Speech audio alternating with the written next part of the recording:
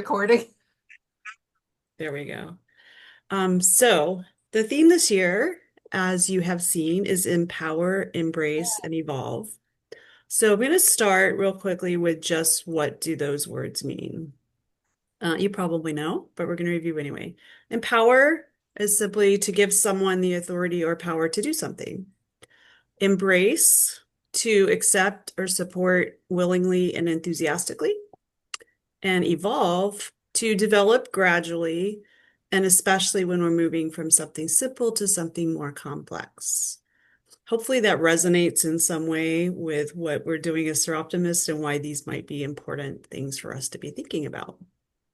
So I'd like to start with just asking you, and you don't say it out loud, just think to yourself, on a scale of 1 to 10, how would you rate your club in each of these areas? So think of your club as a whole, every single member, not just the core few. Is every member empowered to make decisions or take action?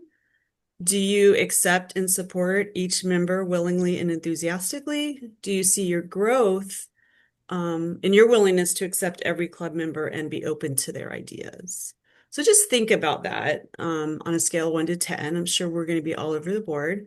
And keep that in mind as we go throughout this workshop this morning. So my goal in this series is for each of you to be honest about where you stand personally and where your club stands, and for you to learn how to improve in these areas unless you're already at a 10. And when I say you, I'm of course obviously talking about myself as well. I learned as much from these as most of you. So we're all capable of evolving, right? We're all capable of moving beyond clicks, power in the hands of a few, sidelining certain member suggestions, and something that we're going to be focusing on, which is identifying what we don't see, what's not visible to us. So really, this is just about making sure that we're a welcoming and accepting group of Seroptimists, that we're harnessing the power of all of our members working together rather than working against each other. So this little group of animals, you could pick one you identify with.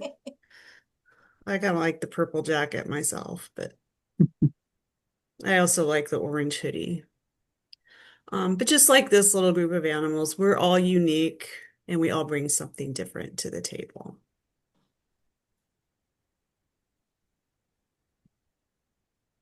Now my slide thing isn't working. There we go. So we're going to begin this morning by talking about diversity, what it is, and why it matters to our mission. Diversity has lately taken on a negative connotation for some. We're not going to dive into that, but I would like to ask each of you to be open-minded about how understanding and embracing diversity can make us a more powerful group of Seroptimists and to help us achieve our goals more effectively. So today we're going to this is really just an overview of what we're going to be covering throughout the year. So we'll dive into these topics in much more detail.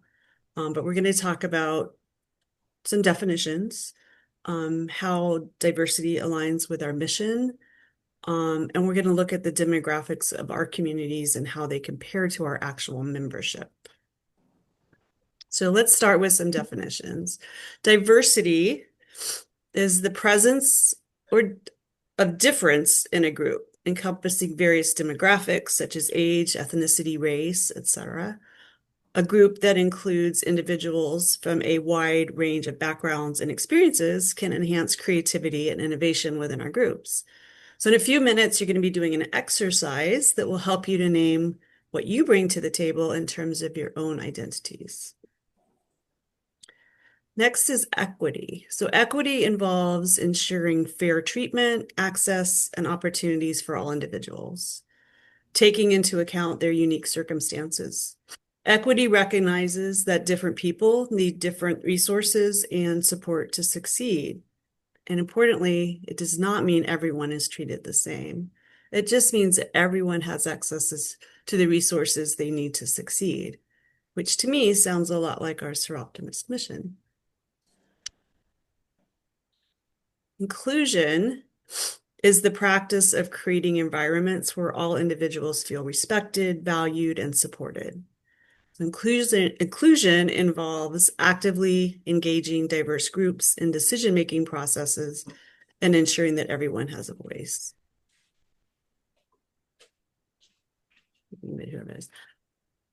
An inclusive culture fosters collaboration and encourages individuals to contribute their unique perspectives. And then finally, we have belonging. Belonging is the emotional experience of being accepted and valued within a group. So when individuals feel like they belong, they're more likely to be engaged, motivated, and committed to the work. So I think that many members join Seroptimist for a sense of belonging. It doesn't mean that they're not also committed to our mission, but that the sense of belonging to a group, doing something positive, is rewarding in and of itself. So we never want someone to feel like they don't belong. So let's look at how diversity, equity, and inclusion align with our Seroptimist mission and values. So if you look at this, this is the vision, mission, core values of Seroptimist International of the Americas. So the first thing you might notice is this fourth core value, diversity and fellowship. Our Seroptimist values explicitly encourage collaboration among women from varied backgrounds, which clearly aligns with diversity. The first two core values, gender equality and empowerment, which is ensuring that women and girls live free from discrimination, resonates, I think, with equity. And then while the mission and values do not use the word inclusion explicitly, the emphasis on diverse membership, inclusive programs, I did not mean to do that, and culturally responsive training programs reveal a commitment to inclusive practices. And for those of you that attended our conference last May, you may recall that we had a workshop on inclusion from our official visitor. So clearly it's important and aligns with SIA.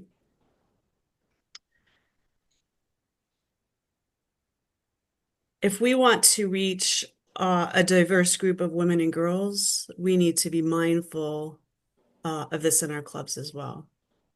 Okay, so this is a tool known as the identity wheel. You may have seen this before. This is used to reflect on both visible and invisible aspects of our identity. So I'm going to ask you, I should have mentioned this before, if you don't already, grab some paper and a pen or something to write or take notes on. It could be your phone if you want. I'm going to ask you to just think about this a little bit on your own. So the purpose of this is to help map out different dimensions of our social identities. The social identity refers to aspects of someone that are formed in relation to the society they belong to. So rather than personality traits or interests that make up your identity, social identity describes the socially constructed groups that are present. So when we think about Seroptimists, that's one social group. Social identities influence how we perceive ourselves, how we perceive others, how others perceive us, and how we interact in the world on a daily basis. But our identities can impact access to resources, opportunities, social power, but all combined, they give us unique perspectives. So I'd like you to start, if you're ready, I'd like you to start by writing down of all the items on this wheel here. What are the two or three identities that you feel are most central to who you are? And I'll give you just a couple minutes to look at those and think about it.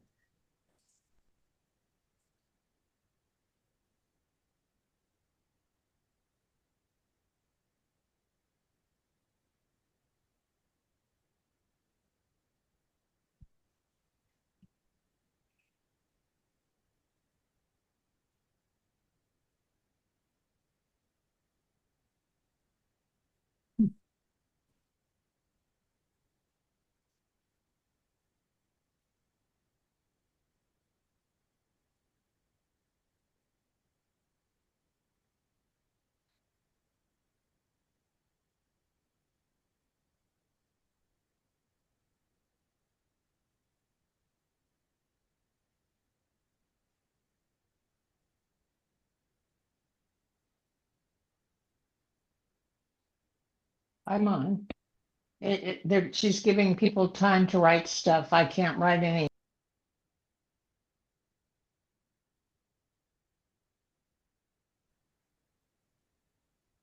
Okay, when you're done with that, I would like you to write down the 2 or 3 identities that you think have the most impact how others see you.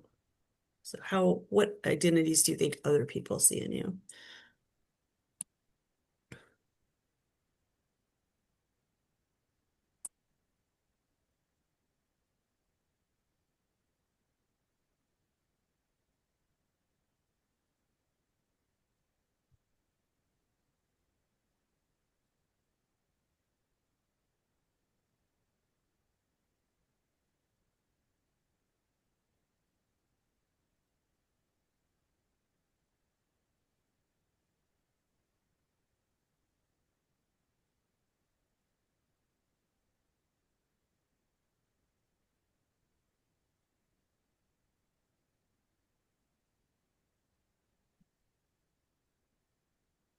And then when you're done with that, the final thing I'd like you to do is write down 2 or 3 things that represent you but are not obvious to others.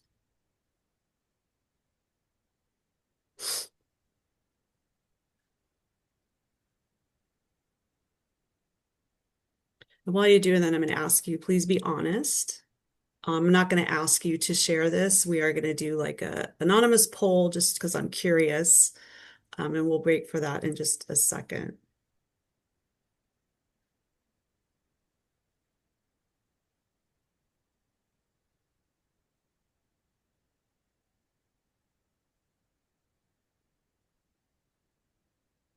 Judy, you do have a question. Does language mean bilingual? Oh, yeah. I mean, yeah. What language do you speak? Or languages?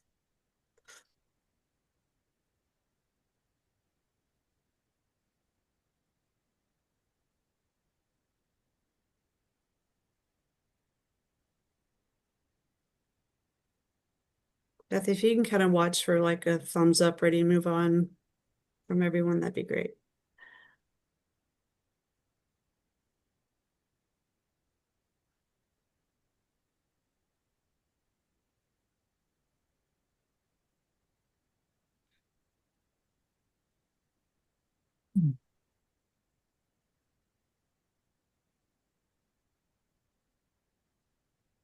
Think we're ready? You're muted. Sorry, I was on mute. It's okay. Um, yes, I think so. People are Okay. pretty much looking at the All screen. right. I'm going to stop sharing this for a moment, and then I'm going to launch a poll. And I would like you to just answer those same 3 questions. But this is completely anonymous. Are you seeing it? Yes. Okay.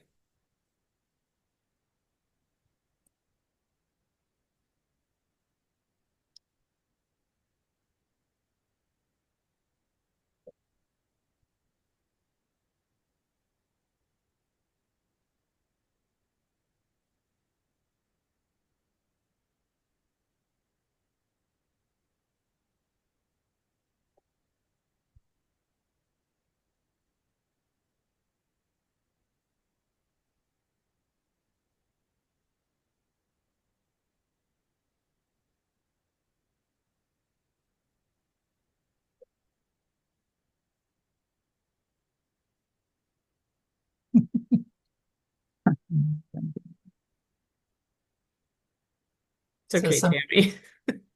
yeah, you saw Tammy's. And I'm not taking the poll because I'm I'm the not sure I understand the co-host. question. You know what, Violet? I said, I'm not sure I understand the question. Which one? 1, 2, or 3, or all of The them? first one. I'm still on the first one. Which 2 identities feel most central to who you are? Yeah, what 2 things do you think identify you that you think? Is it I'm a female? Is it I'm 20 years old? Is it whatever? I'm having trouble like I'm not seeing how to click the answers. I mean, like choose my choices. Is there Is, not is like Charlotte a co-host or no? she is? So maybe you That's can't see why. this. Sorry, Oh, okay. Charlotte. You don't Okay. get to play. I thought, Because I can't either. My okay, perfect. apologies. That's okay. Thank you. Sorry about that. That's okay. You just seen the results probably as they come on. Yes. Okay, how are we doing? Is everyone Was there done? only one question? I only did one question. Oh, there are three Yeah. questions. Yeah, see, I I- submitted after one question, so Yeah. I Yeah. screwed So it did up. I. Oh, it's okay. A lot of people did. That's all I right. think you Remember, have to scroll down, and I you do didn't have to scroll scroll down. down. I apologize. All right. Well, oh well. Oh Oh, well. well. All right. So I'm gonna end this and share the results. So are you seeing the results now? Mm-hmm. Okay. So many of us identify by our gender. Not Yeah. surprising. Some race, some ethnicity, some nationality, some age, some geographic location, family structure, education. So very varied, right? Lots of things. And then everybody didn't answer question two, but that's okay. Which identities have the most impact on how others see you? Still some gender, disability, race, age. Interesting. Geographic location, education, socio, okay, appearance, and which feel invisible or overlooked. This is important. Gender, disability makes sense. Age, education, work experience, religion, political. Okay, okay. Well, thank you for taking that. Just keep those in mind for now. I'm going to go back to the PowerPoint. Okay, are we back where we were? Yes. Okay. Moving on.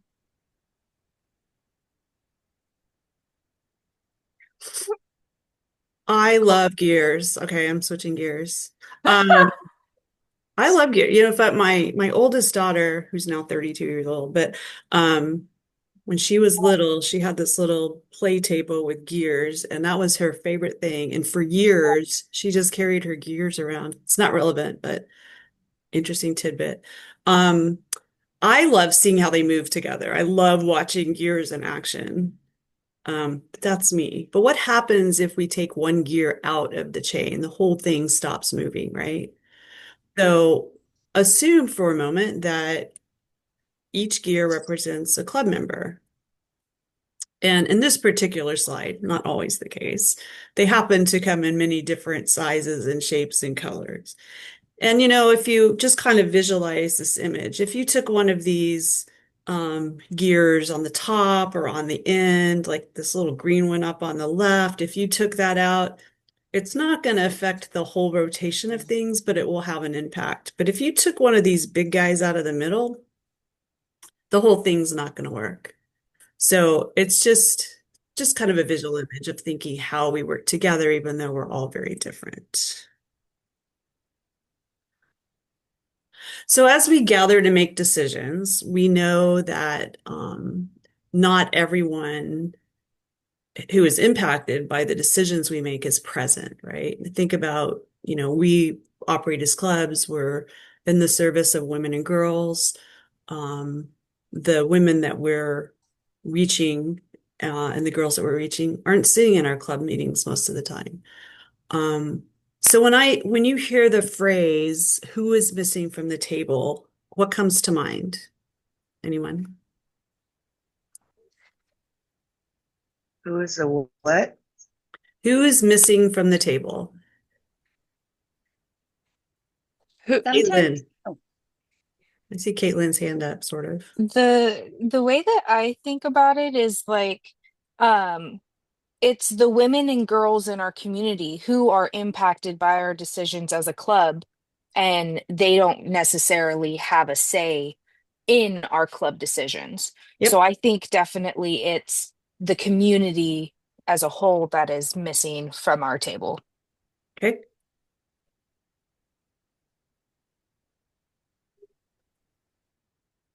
Well, this is the time when we were going to go into breakout rooms and discuss these different questions, but now we're going to do it as a group. So Caitlin already kind of tackled the Love you. number one, who's impacted by our decisions, but not at the table. Any other thoughts on that before we move to the second question? Far as a membership aspect, people that would benefit from memberships and helping the club but haven't found their way there yet are missing from the table. Okay. For some reason, I'm sorry, I'm not raising my hand in the chat, but I was thinking about the member who is in our club who's very quiet. That's very true. And I think there are members that can't or don't attend the meetings. And even if we have Zoom, a lot of times they can't hear everything that's being discussed. So sometimes they're on the periphery, Okay. Would the other clubs in the other districts we're in count as impacted by our decisions at the table? Potentially. Sure.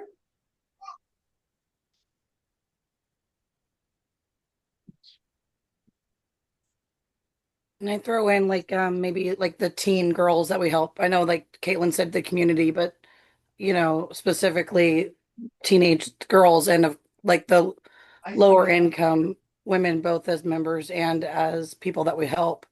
We help them, but they're not technically at the table listening to a lot of the things that they need sometimes. Yep. Agreed. Thanks, Rachel. Let's move to the next couple of questions. So Debbie Triforos was going to facilitate a discussion on which voices are overrepresented and which are underrepresented, but we'll just do that all together instead. So what are your thoughts on these two? Where that now she does record things. Yeah, okay. Good.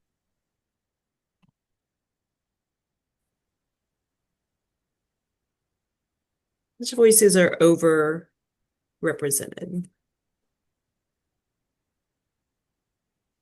Maybe the voices that are. Cheryl's. Oh, go ahead, Violet. I said maybe the voices that have some sort of, like they're more in authority positions. Okay, that's fair. Cheryl has her hand up. I think a lot of times people that are deemed as persons of high status are probably, they have more voice because people perceive them as being more knowledgeable. Okay. Caitlin? Yeah, I just want to piggyback off of Violet a little bit. I think that the voices that are overrepresented are maybe the members that have the time to go to every meeting and have the time to be on the board. And the voices that are underrepresented are those who have jobs, so they can't necessarily go to every meeting, or they don't have the time or the ability to be on the board and make those big decisions for the club and be there for the important decisions.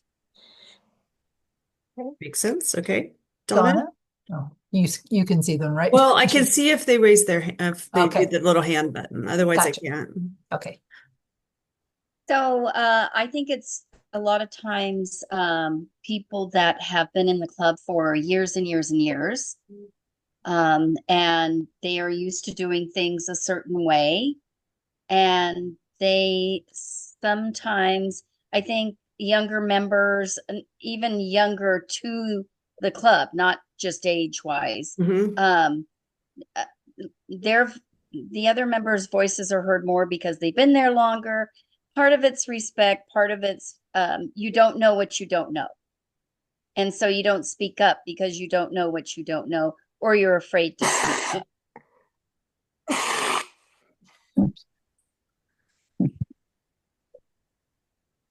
up. Have any of your clubs had members that didn't stay more than a year? Yeah, I think we probably all have. Yeah. So question is why. So you have two more hands, I don't Susan know how to and raise Linda. my hand. Where is it? I have to Google it. Oh, I'm like Susan. raising. Let's go to Susan. oops, you're on mute, Susan. You're asking why we had members quit after a year? Yeah, do you have, yeah. Yeah, a lot of times I think that the club was not what they thought it would be. And also, there have been people that have said that they couldn't, that they felt that they weren't, even though they attended the meetings, they felt like they were a little bit apart from everybody else. And I have noticed that I'm not talking about a club. I'm talking about, I've been in a lot of clubs and I've noticed that the people with the loudest voices, it doesn't even matter if they attend all the time, the people with the loudest voices sometimes get overrun. They overrun everybody. And it's the people who are quiet that they don't present their ideas. And like one of the ladies, I've talked to people that have left and they had some good ideas and I'm like, why didn't you just present it? And they said, I didn't know how. So, you know, but again, I belong to a lot of clubs and I've just seen this happen in other clubs too. Yeah, it's not unique to Sir Optimist. Take any group and you're going to have these same issues. Linda. Well, mine's very similar to what other people have said, but a lot of it is just like personality. We have some wonderful workers, but they're very, very quiet and they're not going to speak up in a meeting. And so a lot of times, it needs to be somebody else that speaks up for them and recognizes what they've done for the club because it's not in their personality to, speak up. So I think sometimes they're underrepresented. We tried to make a real effort of having part of our business club as a thank you at the start of the meeting to people and things they had done so that those people maybe got a little more, tap on the back. Yep. Thank you. Maria? One thing I've heard from people that have left clubs is they felt like when they did speak up, that their ideas were shot down quickly and weren't even given, because they were new, they weren't given a chance. And so I think that's something we need to be aware of too when people bring up ideas, is to not shut them down, especially new members, because they don't know the process, they don't know how things are going, but it's asking questions is how they learn. Absolutely. Thank you. Megan? Our club is pretty welcoming, I would say. They're very open-minded. And what's helped us is that every year we do a end of year survey. And so that way you get those quiet people, you get their feedback in a non-confrontational way. And that helped us kind of reevaluate and pivot if we need to adjust. And we always just say, hey, like if you want to come to a board meeting or if you have an idea, like come present it. We want to hear from you. And so just keeping that line open has opened up more ideas and helped generations kind of connect a little bit more. So that's just helped us. That's Hopefully it great. helps you. Yeah, that's great. Thank you for sharing that. Okay, let's move to the next question, which is what perspective, well, let's say, are we missing people with different experiences that could inform our choices better? I'm going to combine the last two questions. Are we missing people with lived experiences different from our own, and what perspectives might challenge our assumptions and strengthen our work? So what are we not hearing that if we heard might make a difference in how we go about our work? Me? Who? Oh, you have Violet has her hand Okay. raised, Linda, Donna. Okay, go ahead, Violet. I forgot what I was going to say now. Let me come back to you. Okay. Linda. That immediately made me think of something that I think really helped members of our club grow. We had a Live Your Dream recipient then join our club, and her background is significantly different than I would say the majority of all of our club almost. And having her part of that really, I think, opened our eyes to that we need to really expand the people that we're trying to encourage to join our club, and hearing like her perspectives on things were so different than mine. I think that it allowed many of us to approach things differently. So Thank you. Donna? I like that, Linda. That is a good thing to notice. I think a lot of things when I'm trying to invite people to become a Seroptimist or come to our meetings or whatever, and even some of the people that, we've lost for one reason or another, it has to do with, is your club fun enough? Or how much time and effort am I going to have to put into the club? A lot of people are like, well, wait until after I retire, and then I'll have more time to be part of the club. And what's the message that we can get out there to say that's not how the club is, and what we do and our mission is so much more important than that, and working together as a team. So that's a good example of, what does the club look like? Does it look like a group of retired women in their 80s? Or does it look like a group of college students, or, some combination probably? But that very much can make a difference in people wanting to join us or not, right? Okay, Renee. And Morning. Violet remembers. So Okay, good. after Renee. Okay. I was surprised to hear that our club didn't keep track of all the Live Your Dream recipients. And I think that that's a have to do for all of us to make sure that over time we can actually start bringing them back in. The other thing is that when we're missing people who live with lived experiences, one of the things that we're finding is if we approach people who know how to work a system, I think that we have never really been intentional about saying this person could really help us get these resources. And I think that that's one of the things that we're doing as a club now. That makes a lot of sense. Thank you. Okay, Violet. Okay, I remembered. We had an instance, I can't remember when it was, what happened, but somebody said something, and then we realized that we don't know each other. Like when we become members, we're introduced, like who you are, where you work, how long you've been there, blah, blah, blah. But we don't really know our own personal life experiences that bring work experience or knowledge to the club. So, as a member put it, we need to know each other, because if we know each other really well, or there could be aspects of, oh, wow, this person can really help with this in the club, and so I think as a club, being introduced is one thing, but really getting to know the member is something that we need to work on. Absolutely agree. Thank you. Hey, Rachel. Yes, I figured out how to raise my hand. Yay. I haven't figured that out.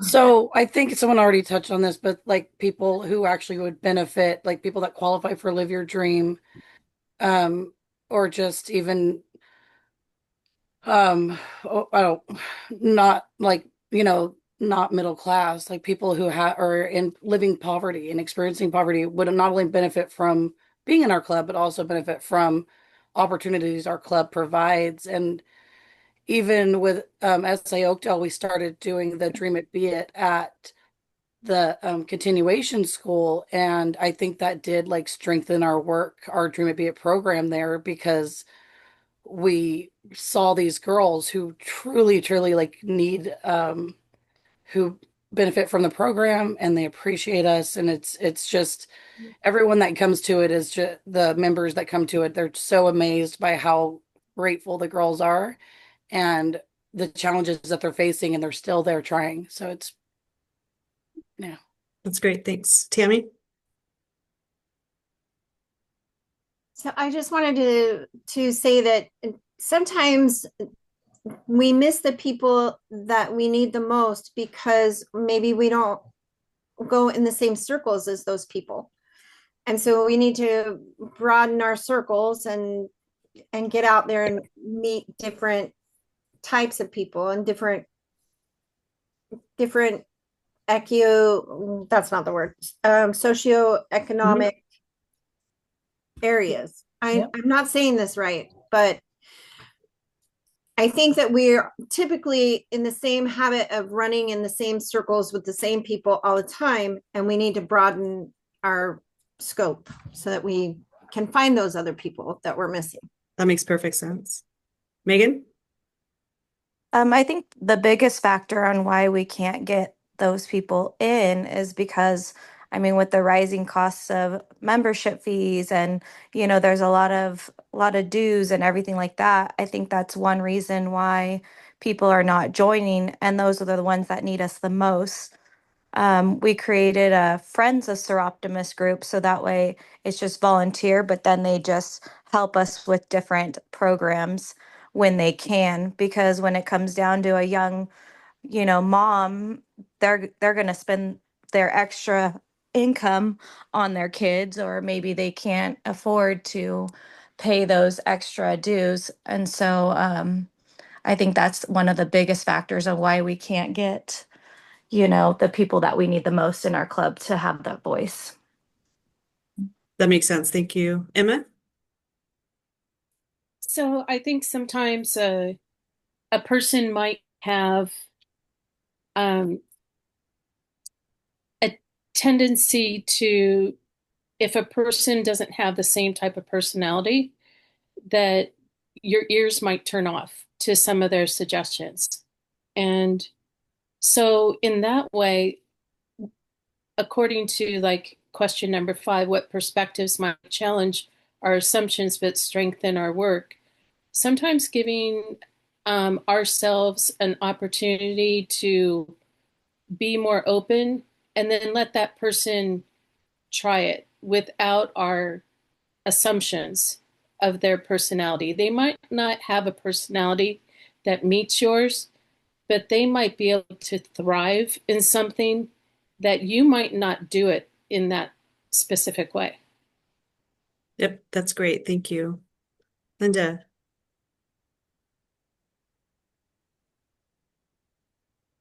I just wanted to piggyback off of Megan's. I think one of the positive things that has happened is because our Dream It Be It program has gotten large, I would say that half of our table facilitators are not seroptimists. And so we haven't specifically called them Friends of Seroptimists, gotten some members that way, but they also support our events and get the word out to the community, I think, when they do that. So Anyone else? All really good points. Donna? I think that's good what Linda was saying. I think with people that we partner with, I think it's really important to partner with other organizations and other people. Maybe they're involved with their own clubs, but they actually help us with our mission as well.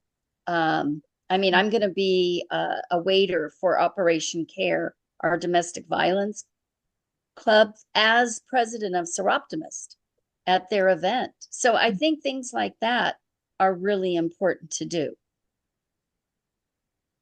Yeah, right. There are, oh, Charlotte, go ahead. Well, you have a little, I was just clapping. oh, you clapping, sorry. It's like I saw a little hand. Oh my gosh.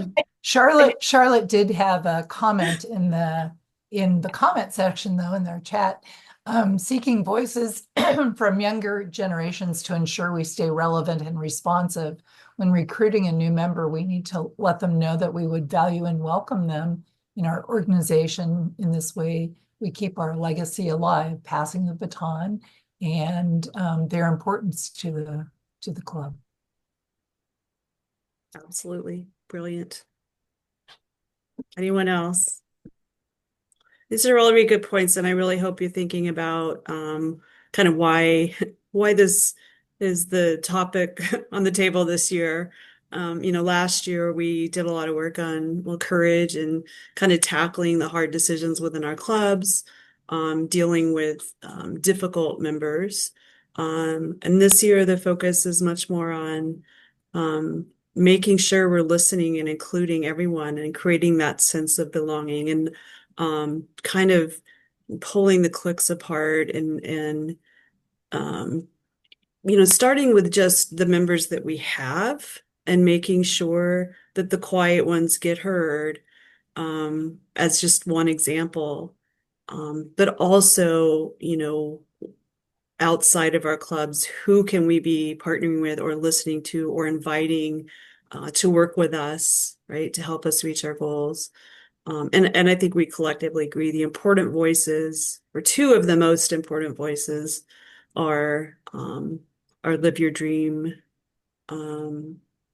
not just our recipients, but all the women that qualify for that, as well as all of the girls out there. So that's a lot of people, right? A lot of women and girls.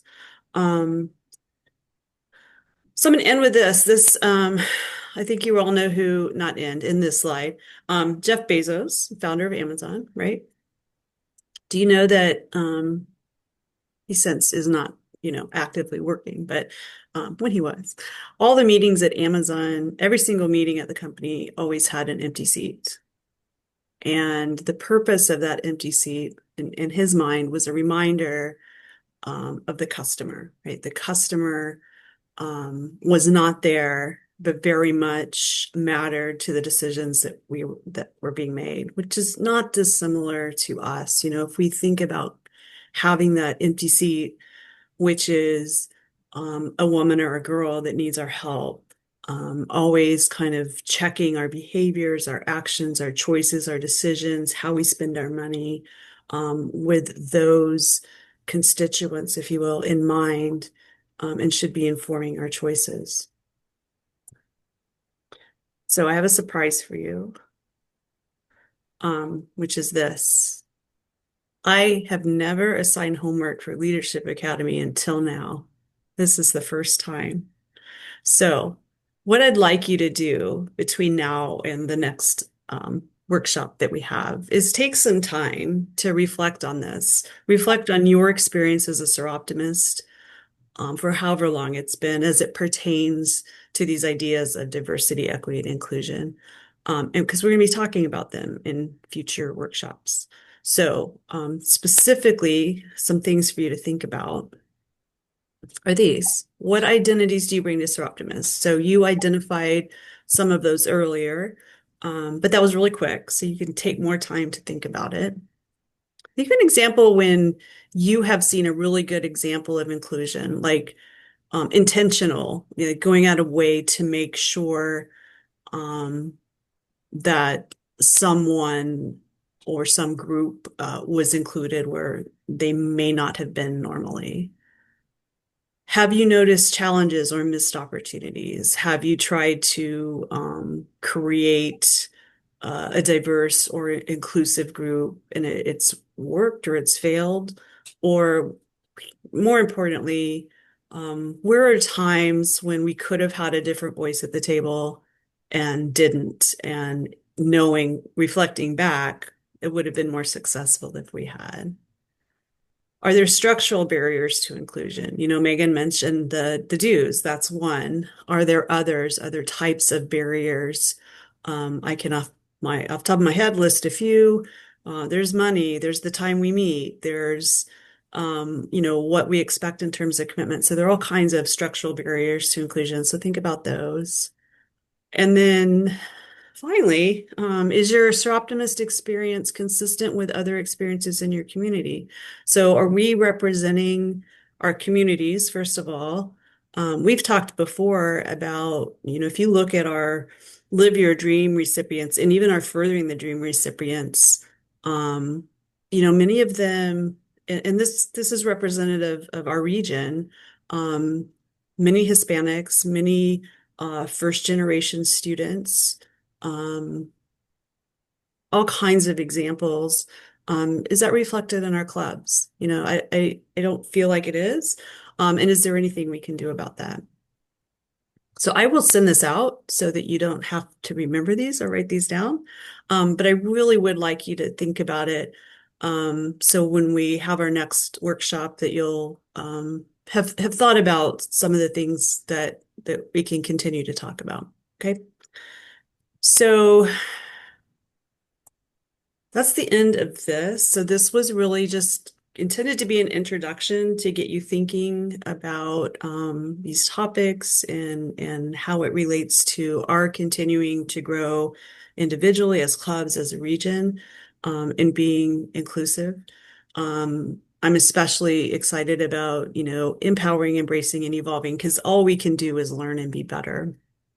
So right now, I'm just going to take a few minutes to go through the rest of the curriculum for the year, which you're getting the first look at it. No one's seen this yet.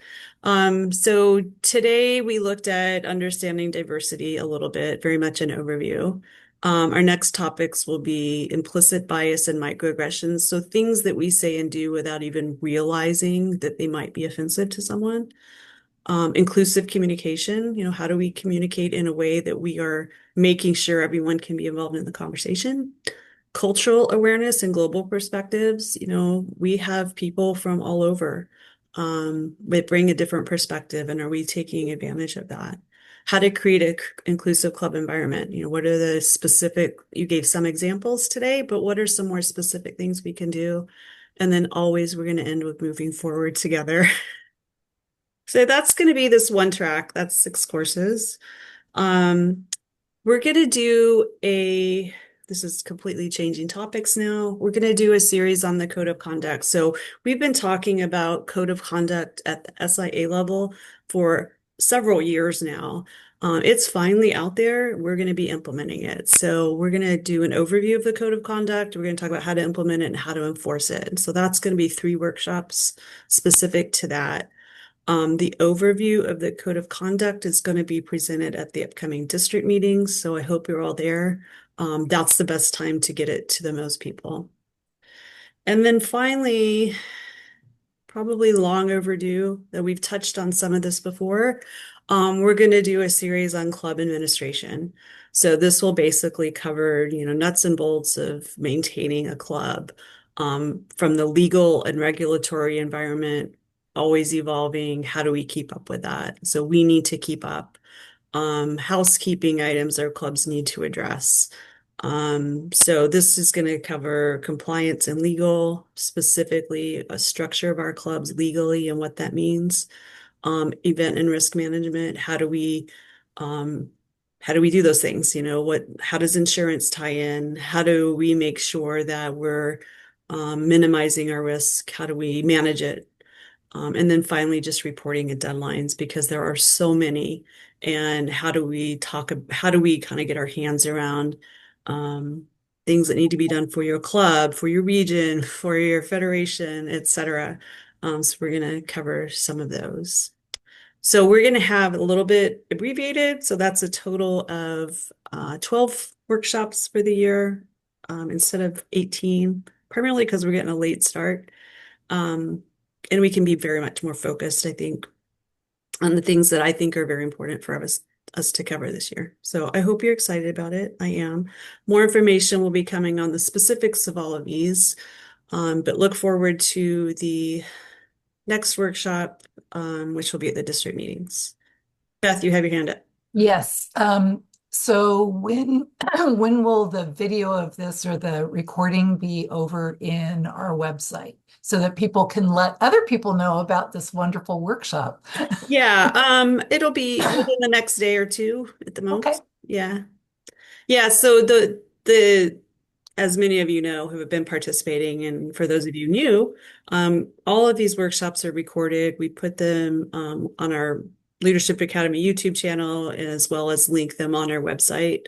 So the questions, homework assignments will be there. I will send them out to you as well, so you'll have them. And then I'm looking forward to this. I always look forward to Leadership Academy. I look forward to kind of learning with you and growing with you and figuring out how we can do things a little better. I see some more hands. Susan. Sorry. So are we going to do a little bit of a code of conduct? If you can't make the district meeting because of prior commitment, we're still going to cover it a little bit. Yeah, we have to. It's kind of not optional. So if for those that aren't there, yeah, the answer is yes. I need to figure out how it's going to work, but yes. And my other question is, are we going to get a calendar so we can put these dates in our calendar? Yes, worksheet. absolutely. Yet to have everything scheduled, but definitely we'll be getting that out soon. I would expect that October, kind of this weekend on, kind of crazy busy for us with all 3 district meetings.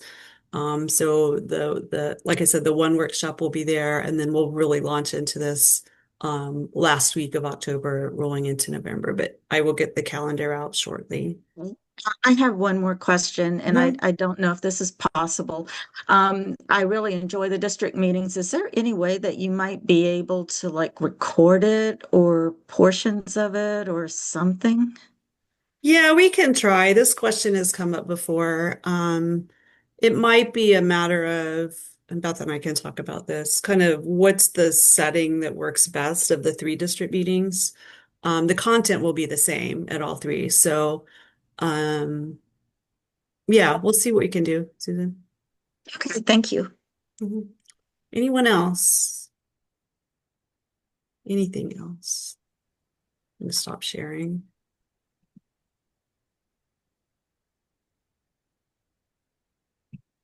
All right. Well, thank you for being here this morning. I really appreciate it. It's good to see all of you. Thanks for your patience and technological issues getting going. Please spread the word to the rest of your members and your clubs. Encourage them to attend future workshops. I think this is really important to be talking about. So enjoy the rest of your weekend. Judy, you did have a lot of thank yous in the thank you're you. the best and all the rest. Thank you. Always good to see you. Thank you. Thank you.